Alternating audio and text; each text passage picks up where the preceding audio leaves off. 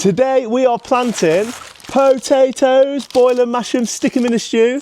There is nothing Brits love more than potatoes. And today I'm going to show you how you can grow them in a small space. Now all you need is some seed potatoes and something to grow them in. That can be a large pot. I like to use a grow bag, which you can get these for pretty cheap. And then once you're done with them, you can just fold them away and they don't take up loads and loads of space. Then you want some peat-free compost. And you want to put some of that compost in the grow bag.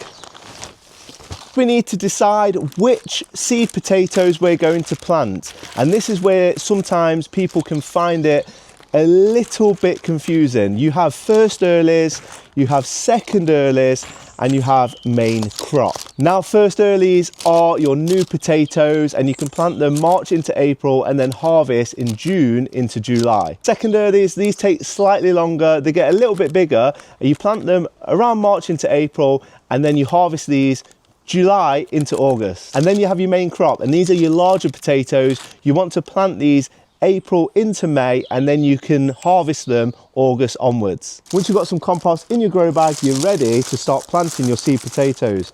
And you'll probably find they've already started to grow in the bag. This is a seed potato.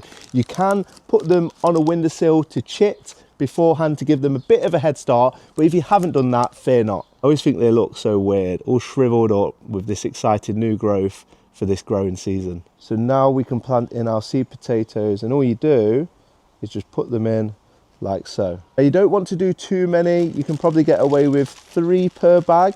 The more seed potatoes you put in, the smaller your potatoes will be when they grow. So you don't want to put probably more than 3 in the bag.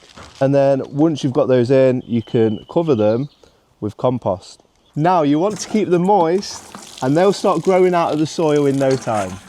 And as they start to grow, you're going to have to do something called earthing up. Now don't worry, this sounds really complicated, but it's really not. I'm going to explain. So here are 2 that I did earlier. Oh my word, I've always wanted to say that. And as you can see, they're growing really, really well. So all earthing up is as they grow through, you just cover them again with compost. So cover them up like so, and then they'll continue to grow and those leaves will keep on poking out. And then you'll get to this. Now, once you've filled them to the tops, you can just let them do their thing, keep watering and feeding. And then these leaves, they'll start to die off. Once they have died off, you can dig for gold and try and find those lovely potatoes, and you can enjoy them in no time. Potatoes are a really good one to grow because you can neglect them a little bit and they will forgive you. They're a really good one to do with the little ones because digging for the potatoes and trying to find them in the compost when they are ready to harvest is really exciting, and the little ones love it. So give it a try.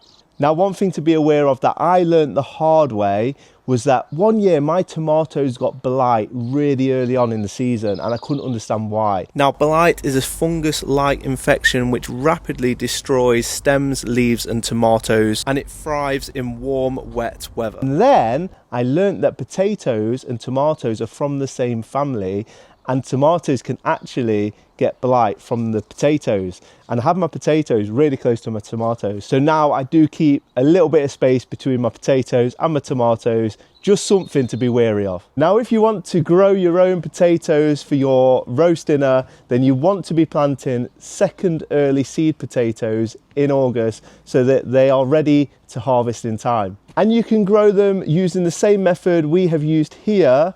However, as it gets colder, you will need to put them somewhere where they are sheltered in a greenhouse so that the frost doesn't kill them. And that is how you grow potatoes in a small space. It's honestly one of the easiest things to grow to eat. Let me know how you guys get on.